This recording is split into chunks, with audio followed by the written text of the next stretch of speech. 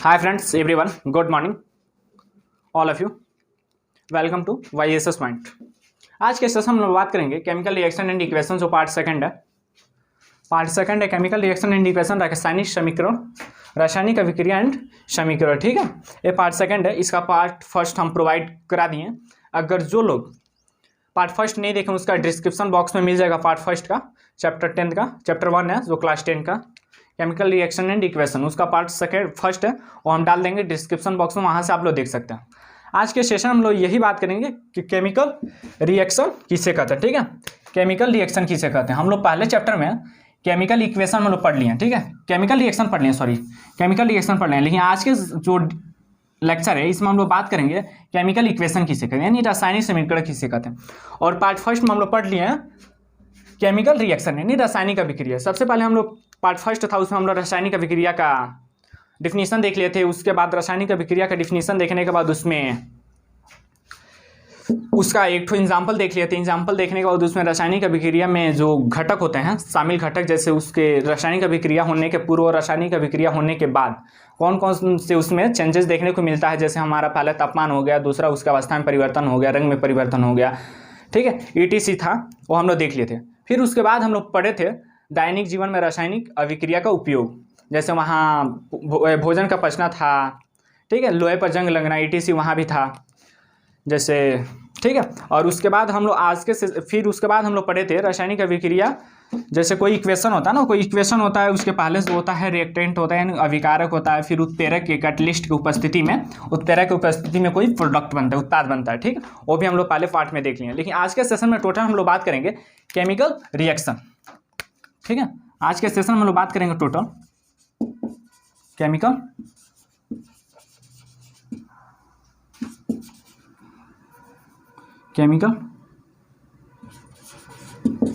Reaction. ठीक है, आज के लेक्चर में हम लोग टोटल बात करेंगे केमिकल रिएक्शन यानी रासायनिक समीकरण किसे कहते हैं। ठीक है, रासायनिक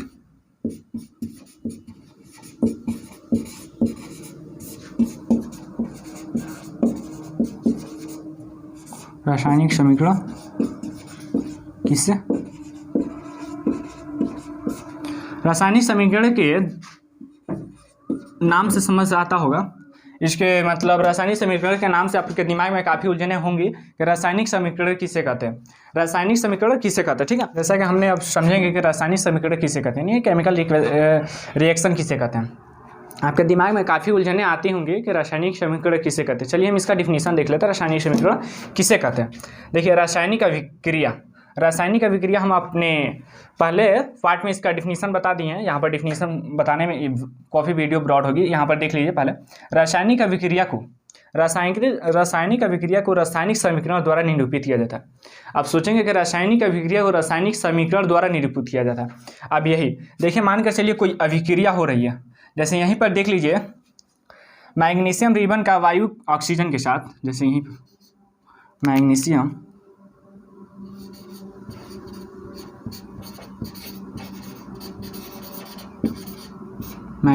रिबन का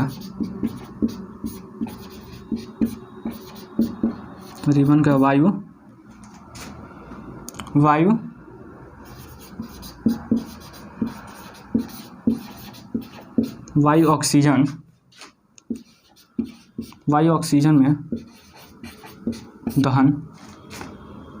ऑक्सीजन में दहन कर मैग्नीशियम ऑक्साइड का निर्माण होना। मैग्नीशियम ऑक्साइड का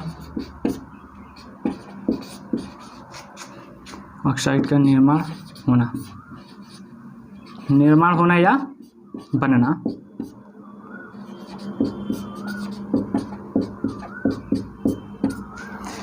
यहाँ पर देख लीजिए, जैसे रासायनिक अभिक्रिया को रासायनिक समीकरण द्वारा निरूपित किया जाता है। रासायनिक समीकरण को देखिए, रासायनिक अभिक्रिया को रासायनिक समीकरण, देखिए रासायनिक अभिक्रिया है और इसको रासायनिक समीकरण द्वारा निरूपित करना ही क्या कहलाता है, रासायनिक अभिक्रिया कहलाता है। देखिए, जैसे मान कर चलिए मैग्नीशियम का सूत्र क्या होता है, मैग्नीशियम, इसको रासायनिक समीकरण द्वारा निरूपित करना, यही क्या कहलाता है, रासायनिक अभिक्रिया। रासायनिक अभिक्रिया को रासायनिक समीकरण द्वारा निरूपित किया जाता है। रासायनिक समीकरण को रासायनिक अभिकारक और उत्पादों के पदार्थ के प्रतीकों के रूप इस्तेमाल किया जाता है, प्रतीकों या सूत्र का इस्तेमाल किया जाता है। जैसे मान के चलिए मैग्नीशियम, मैग्नीशियम का सूत्र क्या होता है, Mg होता है। जैसे ऑक्सीजन का सूत्र क्या होता है, ऑक्सीजन का सूत्र वायु, ऑक्सीजन का सूत्र O2 होता है, ठीक है। और दहन इसके कैटलिस्ट की उपस्थिति में, ठीक है। और यहाँ मैग्नीशियम ऑक्साइड का निर्माण होता है। जैसे यहीं पर देख लीजिए मैग्नीशियम हो गया, मैग्नीशियम होगा, और यहाँ ऑक्सीजन, ठीक है। यहाँ पर प्रतीकों का इस्तेमाल कर मैग्नीशियम ऑक्साइड बनाता है, MgO, ठीक है। मैग्नीशियम ऑक्साइड का बनना, प्रतीकों का इस्तेमाल किया जाता है। प्रतीकों के साथ उनकी भौतिक अवस्था को भी दर्शाया जाता है। भौतिक अवस्था हमने जब पहले लेक्चर में ही बता दिया था वहाँ पर, यहाँ पर हमको टोटल 5 प्रकार की भौतिक अवस्थाएं होती है, लेकिन इसमें हमको 3 ही प्रकार की भौतिक अवस्था पढ़ना, पहला सॉलिड, दूसरा लिक्विड और तीसरा गैस। जिसमें सॉलिड अवस्था हमको देखिए, इसमें जैसे मैग्नीशियम इसके सॉलिड अवस्था को भी दर्शाया जाता है। जैसे मैग्नीशियम क्या होता है, सॉलिड होता है, तो सॉलिड के लिए यहाँ पर यस लिख देंगे। और यहाँ पर ऑक्सीजन, ऑक्सीजन क्या होता है, गैस होता है, यहाँ पर जी लिखेंगे। फिर MgO, मैग्नीशियम ऑक्साइड क्या होता है, एक प्रकार के भी सॉलिड होता है, इसका उपयोग किया जाता है। लेकिन इसमें देख लीजिए पहले सॉलिड, जैसे इसमें सॉलिड के लिए, जैसे यहाँ पर सॉलिड होगा, सॉलिड होगा, सॉलिडियंस मीन्स ठोस हो गया, यहाँ लिक्विड हो गया, द्रव हो गया, यहाँ पर गैस हो गया। इसमें एक ठो आता है एक्वस, एक्वस, एक्वस, ठीक है, एक्वस, हाँ एक्वस आता है। एक्वस मीन्स जली विलयन होता है, एक्वस मीन्स जली विलयन होता है, ठीक है। आप सोचेंगे एक्वस क्या होता है, एक्वस क्या होता है, ऐसा विलयन जो जल में से, ऐसा विलयन जो जल के अंदर से प्राप्त होता है, उसे क्या बना होता है, प्राप्त होता है, उसे ही एक्वस कहलाता है। ऐसा विलयन जो जल के अंदर से प्राप्त होता है, बनता है, उसे क्या बोलते हैं, एक्वस कहते हैं, यानी जली विलयन कहते हैं। जैसे सॉलिड हो गया, सॉलिड के लिए हम लोग यस लिखेंगे, लिक्विड हो गया, लिक्विड के लिए यल लिखेंगे, गैस हो गया, गैस के लिए हम लोग जी लिखेंगे, और यहाँ पर एक्वस हो गया, एक्वस के लिए AQ लिखा जाता है, ठीक है। इसके प्रतीक हो गया, जैसे एक्वस आएगा, यहाँ पर मानकर चलिए, यहाँ पर क्या है, मैग्नीशियम क्या है, एक प्रकार का सॉलिड है, तो सॉलिड के लिए यस लिखेंगे। और यहाँ पर ऑक्सीजन क्या है, एक प्रकार का गैस, यहाँ पर गैस के लिए जी लिखेंगे। और यहाँ है MgO, यानी मैग्नीशियम ऑक्साइड क्या है, एक प्रकार का सॉलिड है, यहाँ पर यस लिखेंगे, यही, ठीक है। और इसके अभिकारक और उत्पादों के प्रतीकों के रूप में, यहाँ तो देख लीजिए, यहाँ क्या हो गया, अभिकारक हो गया, ठीक है, रिएक्टेंट हो गया, और यहाँ क्या हुआ, प्रोडक्ट हो गया, यानी उत्पाद हो गया, ठीक है। इसके यहाँ पर क्या हो गया, भौतिक अवस्था को दर्शा रहा है, प्रतीक को दर्शा रहा है, यही क्या कहलाता है, रासायनिक समीकरण कहलाता है। रासायनिक अभिक्रिया को रासायनिक समीकरण द्वारा निरूपित किया जाता है। रासायनिक समीकरण को अभिकारकों और उत्पादों में पदार्थों के प्रतीकों का इस्तेमाल किया जाता है। यहाँ पर हम लोग प्रतीकों का, जैसे मैग्नीशियम, मैग्नीशियम का प्रतीक क्या है, Mg है, और ऑक्सीजन का उपयोग प्रतीक O2 है, और इसका मैग्नीशियम ऑक्साइड का प्रतीक MgO है। इसका प्रतीकों का हम लोग इस्तेमाल किया। भौतिक अवस्था यानी प्रतीकों के साथ भौतिक अवस्था को भी दर्शाया जाए, हम लोग भौतिक अवस्था को दर्शा दी। जैसे मैग्नीशियम क्या है, सॉलिड है, सॉलिड के लिए यस, और ऑक्सीजन क्या है, गैस, एक प्रकार का, इसके लिए जी लिख दिया। और MgO यानी मैग्नीशियम ऑक्साइड क्या है, एक प्रकार का सॉलिड है, इसके लिए भी हम क्या लिख दिए, यस लिख दिए। इसके बाद हम लोग पढ़ेंगे रासायनिक समीकरण को संतुलित करना, यानी रासायनिक समीकरण को संतुलित कैसे किया जाता है। देखिए यहाँ एक प्रकार के ऐसे अभिक्रिया, यानी देखिए यहाँ पर अगर यहाँ देखा जाए, जो रिएक्टेंट है और ये प्रोडक्ट है, ठीक है, तो यहाँ पर ये तो बैलेंस हुआ नहीं है, बैलेंस हुआ नहीं है, तो ऐसे समीकरण जो बैलेंस न हो, उस समीकरण को कहा जाता है कंकाली, ठीक है, कंकाली समीकरण, कंकाली समीकरण। ऐसा समीकरण जो बैलेंस ना हो, उससे ही क्या बोला जाता है, कंकाली समीकरण कहा जाता है। यहाँ पर देख लिया। फिर हम लोग देखेंगे इसके बाद रासायनिक समीकरण को संतुलित करना। पहले लेक्चर में हम लोग पढ़ लिया रासायनिक समीकरण, उसके बाद रासायनिक समीकरण को पढ़ने के बाद हम लोग उसके अवस्था को दर्शा दिए, उसके क्या बोलते हैं, अवस्था को दर्शा दिए, प्रतीक को दर्शा दिए। उसके बाद हम लोग दूसरा पढ़ेंगे, जिसका दूसरा हेडिंग है रासायनिक समीकरण, ठीक है। रासायनिक समीकरण को संतुलित करना, कैसे रासायनिक समीकरण को संतुलित किया जाता है, ठीक है, ये हम लोग आज के पढ़ेंगे इस टॉपिक में। देखिए यहाँ पर देखिए, Fe यानी लोहा है, और क्या है यहाँ पे H2O पानी है, जल है, और क्या बना रहा है, Fe3O4 प्लस हाइड्रोजन गैस उत्सर्जित हो रहा है, ठीक है। यहाँ पर हम लोग इसको बैलेंस करना सीखेंगे, यानी इसको संतुलित कैसे किया जाता है, यही आज के लेक्चर में देखेंगे। फिर उसके बाद हम लोग सबसे पहले इसमें देखिए, वैसे तो बता दें लेकिन हवाई नहीं लगे। उसके बाद हम लोग देख लेते हैं, सबसे पहले यहाँ पर एक तो श्रेणी बनाएंगे, यानी चार्ट पेपर बनाएंगे, चार्ट बनाएंगे, जिसमें हम लोग एक तरफ लिखेंगे एलिमेंट्स और दूसरे तरफ रिएक्टेंट और फिर प्रोडक्ट, यानी तत्व, अभिकारक और उत्पाद, तीनों चीज़ हम लोग लिखेंगे। उसके बाद हम लोग देखेंगे कि इसमें कौन कौन से तत्व क्या है शामिल है। इसमें लोहा एक तो शामिल है, Fe है, और दूसरा हाइड्रोजन है, और तीसरा ऑक्सीजन है। तो यहाँ पर Fe लिख दिए तत्व में, और फिर हाइड्रोजन लिख दिया, ऑक्सीजन लिख दिए। यहाँ पर देखेंगे सबसे पहले यहाँ पर रिएक्टेंट की तरफ यानी अभिकारक की तरफ और उत्पाद की तरफ दोनों इसके क्या देखेंगे, अणु देखेंगे कि इसमें कितने कितने अणु हैं, और फिर इसके चार्ट पेपर में इसको यहाँ पर बैलेंस करेंगे, चार्ट पेपर में बैलेंस करेंगे, फिर यहाँ पर बैलेंस करेंगे। सबसे पहले यहाँ देखिए Fe के कितने अणु हैं, यानी लोहा के कितने अणु हैं, लोहा के एक अणु है। तो यहाँ पर कौन सा है, अभिकारक है, रिएक्टेंट की तरफ अभिकारक की तरफ तो अभिकारक एक हो गया, ठीक है, अभिकारक एक अणु हो गया।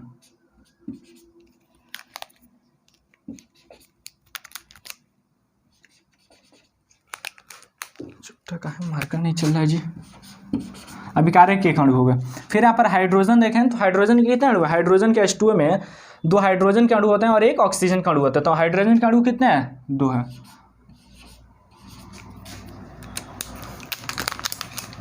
हाइड्रोजन का अणु कितने हैं, 2 हैं। और फिर ऑक्सीजन का अणु देखें तो ऑक्सीजन का अणु कितना है, 1 है, ठीक है। और फिर उसके बाद हम लोग देखेंगे अब प्रोडक्ट की तरफ। तो प्रोडक्ट की तरफ Fe जो लोहा है इसमें कितना अणु है, इसका अणु 3 है, यहाँ पर 3 लिख दिए। फिर उसके बाद हम देखेंगे ऑक्सीजन, तो ऑक्सीजन में कितना अणु है, ऑक्सीजन में 4 अणु है, यहाँ पर 4 देख लिए। और फिर उसके बाद हम लोग देख लेंगे हाइड्रोजन, हाइड्रोजन में कितना अणु है, 2 अणु है, 2 हो गया, सॉरी यहाँ 4 लिख दिए, 2 होगा, ठीक है। यहाँ पर देख लिया। अब यहाँ पर हम देखेंगे जो Fe लोहा, तो इसमें हम लोग देखेंगे जो अभिकारक है उसमें कितना अणु है, 1 है, और उत्पाद में कितना अणु है, 3 अणु है। तो यहाँ पर ये भी बैलेंस नहीं है। फिर यहाँ पर देखें हाइड्रोजन जो अभिकारक है उसमें 2 अणु है, और प्रोडक्ट यानी उत्पाद उसमें कितना अणु है, 2 अणु है। तो ये लोग ये बैलेंस है। यहाँ पर देखें ऑक्सीजन, ऑक्सीजन के कितने अणु है, जो ऑक्सीजन के जो अभिकारक है उसमें 1 अणु है, और जो उत्पाद है उसमें कितना अणु है, 4 अणु है। यहाँ पर ये भी बैलेंस नहीं है। तो इसको बैलेंस करना सबसे पहले सीखेंगे। जो देखेंगे Fe जो इसमें जो अभिकारक है उसमें 1 है, और प्रोडक्ट में कितने 3 है। यहाँ पर देखिए 3, तो इसमें जब 1 में जब हम 3 से गुणा करेंगे तो कितने हो जाएंगे, 3 हो जाएंगे। यहाँ पर देखिए जो अभिकारक है इसमें गुणे 3 कर देंगे इक्वल टू 3 होगा। तो ये दोनों क्या हो गए, सेम होगा। अभिकारक और उत्पाद दोनों के जो अणु है वो मॉलिक्यूल है 3 सेम हो गया। तो यहाँ पर क्या हो गया, 3 हो गया। फिर उसके बाद H2O देखेंगे, जो हाइड्रोजन के हैं वो दो तो सेम है। फिर यहाँ पर ऑक्सीजन के देखें, ऑक्सीजन के यहाँ पर कितने 4 हैं, और यहाँ पर ऑक्सीजन के उत्पाद में 4 है, और जो अभिकारक है उसमें कितने अणु है, 1 है। तो यहाँ पर से कितने गुणा करेंगे, यहाँ पर 4 से गुणा करेंगे तो यहाँ भी 4 हो जाएगा। जैसे यहाँ पर लिख दिए गुणे 4, तो यहाँ पर कितना होगा, तो यहाँ से हम लोग यहाँ पर एक ठो हाइड्रोजन से सिर्फ गुणा होगा नहीं, यहाँ पर पूरे जो यहाँ पर एक ठो सूत्र यानी H2 है इसमें टोटल 4 से गुणा करना पड़ेगा। यहाँ पर 4 हो गया। यहाँ पर ऑक्सीजन के भी क्या हो गया, सेम हो गया, ऑक्सीजन के भी 4 हो गया, और मतलब अभिकारक के ऑक्सीजन में भी 4 होगा, और उत्पाद के ऑक्सीजन में भी 4 हो गया, यहाँ पर भी सेम होगा। और उसके बाद अब हम देखेंगे जैसे जैसे यहाँ पर हम लोग 4 से गुणा किया तो हाइड्रोजन के कितना हो गया, यहाँ पर H2 है, और फिर यहाँ 2 से यहाँ पर 4 से जो गुणा होगा तो फिर ये कितने हो गए, 8 हो गए, ठीक है, 8 होगा। तो यहाँ पर ये कितने किधर है, अभिकारक की तरफ है, तो अभिकारक की तरफ गुणे 4 करना पड़ेगा। जब 4 करेंगे तो यहाँ पर देखेंगे क्या, यहाँ पर 8 हो गया। तो फिर अब देखेंगे कि अभिकारक की तरफ 8 हो गया और उत्पाद की तरफ 2 है, तो फिर यहाँ पर कितने से गुणा करना पड़ेगा, यहाँ पर भी 4 से गुणा करना पड़ेगा। तो यहाँ पर हमको क्या होगा, यहाँ पर भी हाइड्रोजन में 4 हो गया। अब देखेंगे सूत्र हम लोग का क्या होगा, यानी जो हम लोग का इक्वेशन है, समीकरण है हम लोग का संतुलित हो गया। देखिए यहाँ पर यही हो गया 3Fe प्लस 4H2O, फिर कैटलिस्ट की उपस्थिति में Fe3O4 प्लस 4H2, ठीक है, यहाँ पर हो गया। फिर अब हम लोग दूसरा उदाहरण देखें, जो दूसरा उदाहरण है Mg, जो हम लोग पहले जो दूसरा उदाहरण देखेंगे जो है मैग्नीशियम प्लस ऑक्सीजन के साथ मैग्नीशियम ऑक्साइड का निर्माण होना। तो यहाँ पर देखेंगे कि Mg2 यानी मतलब जो ऑक्सीजन है इसका अणु कितने हैं, 2 हैं, और यहाँ पर मैग्नीशियम का अणु 1 है, और यहाँ पर क्या है, यहाँ पर Mg2 है। तो यहाँ पर कितने से गुणा किया जाए कि यहाँ पर 2 हो जाए। तो यहाँ पर जब हम देखेंगे Mg2, तो यहाँ पर हम 2 से गुणा कर देंगे Mg2 2Mg और प्लस O2, तो यहाँ पर 2 हो जाएगा। तो क्या ये भी समीकरण संतुलित हो गया, यानी मैग्नीशियम ऑक्साइड के साथ मैग्नीशियम और ऑक्साइड के साथ मैग्नीशियम ऑक्साइड बन गया, मैग्नीशियम ऑक्सीजन के साथ मैग्नीशियम ऑक्साइड बन गया। यहाँ भी क्या हो गया, समीकरण संतुलित हो गया। इसके बाद हम लोग पढ़ेंगे अगले आगे पढ़ेंगे रासायनिक समीकरण को संतुलित करना क्यों आवश्यक है। अभी तक हम लोग पढ़ लिए रासायनिक समीकरण और दूसरा पढ़ लिया रासायनिक समीकरण को संतुलित करना, और उसके बाद हम लोग पढ़ेंगे रासायनिक समीकरण को संतुलित करना क्यों आवश्यक है। इसके बाद हम लोग पढ़ेंगे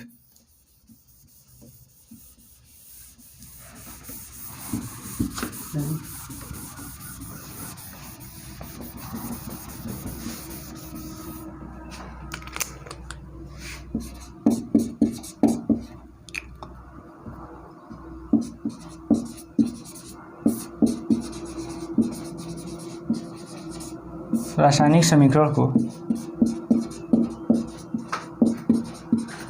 संतुलित करना क्यों आवश्यक है। ठीक है, रासायनिक समीकरणों को संतुलित करना क्यों आवश्यक है। इसमें सबसे पहले हम लोग देखेंगे द्रव्यमान संरक्षण सिद्धांत में। एक क्लास 9th में आप लोग पढ़ लिए होंगे द्रव्यमान संरक्षण सिद्धांत। ठीक है, इसका डेफिनेशन देखेंगे, द्रव्यमान संरक्षण सिद्धांत क्या कहता है और इसके निष्कर्ष क्या होते हैं। ठीक है, रासायनिक समीकरण को संतुलित करना क्यों आवश्यक है, यही देखेंगे। तो जो हम लोग का पहला हेडिंग आता है पहला आता है द्रव्यमान संरक्षण सिद्धांत।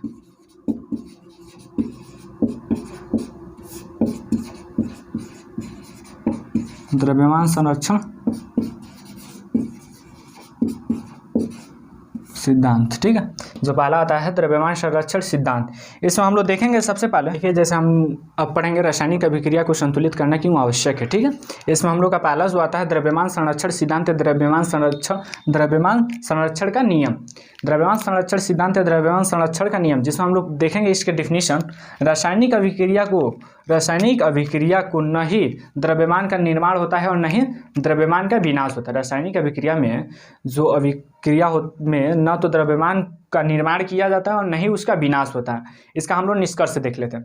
रासायनिक अभिक्रिया, ठीक है, इसका निष्कर्ष, रासायनिक अभिक्रिया के पहले अभिकारक के उसके बाद उत्पाद के पदार्थों में परमाणुओं की संख्या क्या होती है, बराबर होती है। इसीलिए रासायनिक अभिक्रिया को क्या होता है, जब हम लोग उसको केमिकल रिएक्शन को बैलेंस कर देते हैं तो रासायनिक अभिक्रिया, इसका इथी हो गया निष्कर्ष में, रासायनिक अभिक्रिया के पहले अभिकारक के उसके बाद उत्पाद अभिकारकों के पदार्थों के परमाणुओं की संख्या क्या होती है, बराबर होती है। ठीक है, इसका निष्कर्ष हो गया। अब हम लोग अगले टॉपिक में पढ़ेंगे जो केमिकल रिएक्शन इक्वेशन है, इसका पार्ट 3 आएगा, उसमें पढ़ेंगे टाइप ऑफ केमिकल रिएक्शन, जिसमें हम लोग का पहला रिएक्शन आएगा जिसका नाम है क्या, पढ़ेंगे संयोजन अभिक्रिया। उसके बाद पढ़ेंगे वियोजन अभिक्रिया जिसमें 3 प्रकार के पढ़ेंगे। जो पहला वियोजन अभिक्रिया उसमें वियोजन होगा, दूसरा होगा वैद्युत वियोजन, तीसरा प्रकाशीय वियोजन। उसके बाद हम लोग पढ़ेंगे विस्थापन अभिक्रिया, एक एक करके हम लोग पढ़ेंगे। ठीक है, ये टॉपिक पार्ट 3 में आएगा, टाइप ऑफ रिएक्शन। ठीक है, इस चैनल को लाइक शेयर सब्सक्राइब जरूर करें। Okay, bye bye.